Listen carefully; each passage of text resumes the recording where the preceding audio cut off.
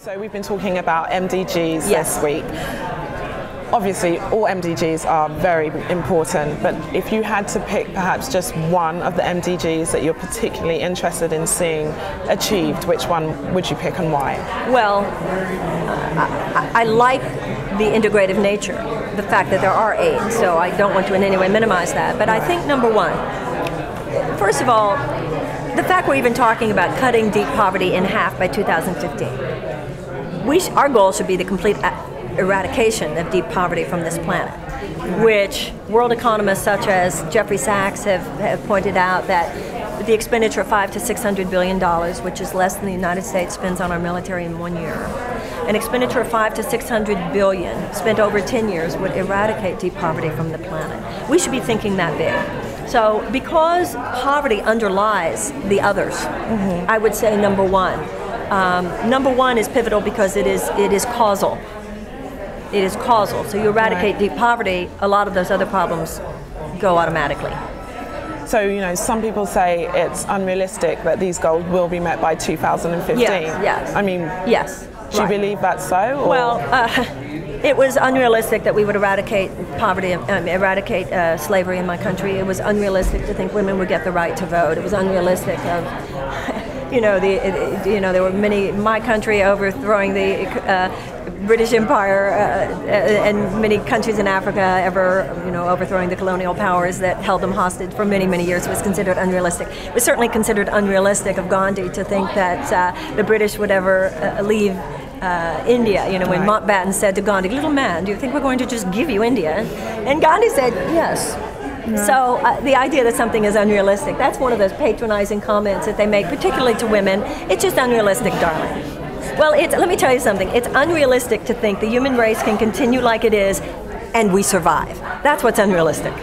What's naive is not to think that we can eradicate these problems. What's naive is to think that the human race, life on Earth, is sustainable over the next 50 years unless we do.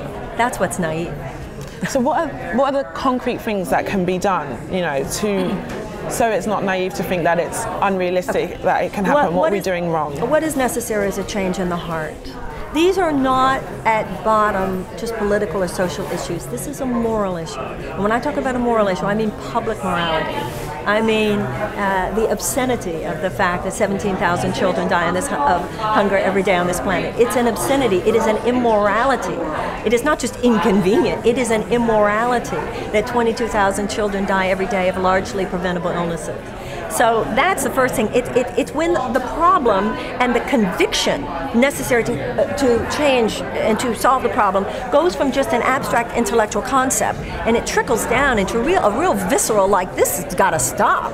In that way that we fiercely advocate for our own children. If you see drugs come into your house or children in your house are having sex at a young age or something, it's like something fierce rises up. And this stuff will stop now, and that's what's necessary. It's an emotional component. It's a spiritual component. It's a psychological component that we need now. Once you get it, it's all okay. You just get on Facebook. You get on Twitter. You start using your own platform, whatever your platform is, whether it's a professional platform, a media platform, or everybody who has a Facebook page today has a media platform. Everybody who has a Twitter page has a media platform. Send people to the United Nations Foundation. Send people to results.org. Send people to the White Ribbon Alliance working on maternal mortality. Send people. There are so many, that's what you see here this week. There are so many organizations. Right. The stuff's happening. It's a disconnect between people knowing about it, knowing how they can participate. So, anybody who has a Facebook page has a media platform. That's the world we're living in today. And this spiritual component you speak of, do you think it will be the next generation that are going to do a better job at understanding this?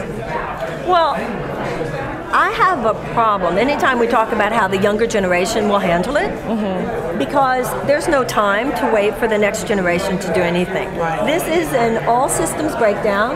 All hands must be on deck, whether you're 26 or 66.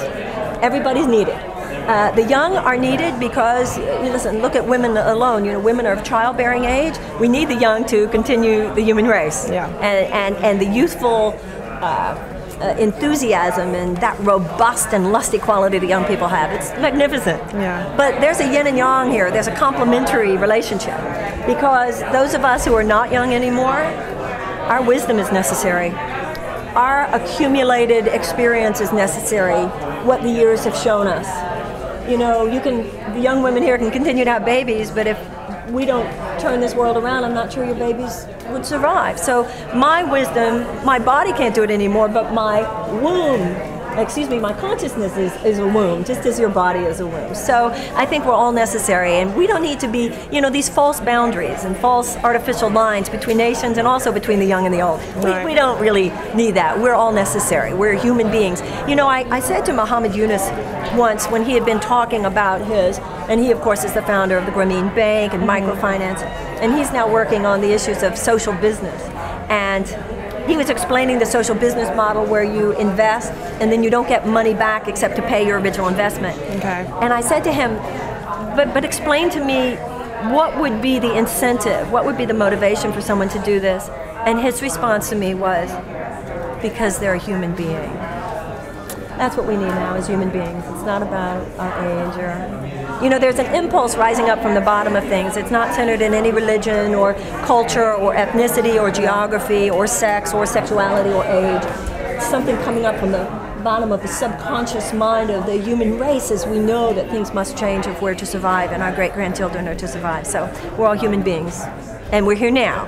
And it's not about what other people do later. This is it. No more grace period right now.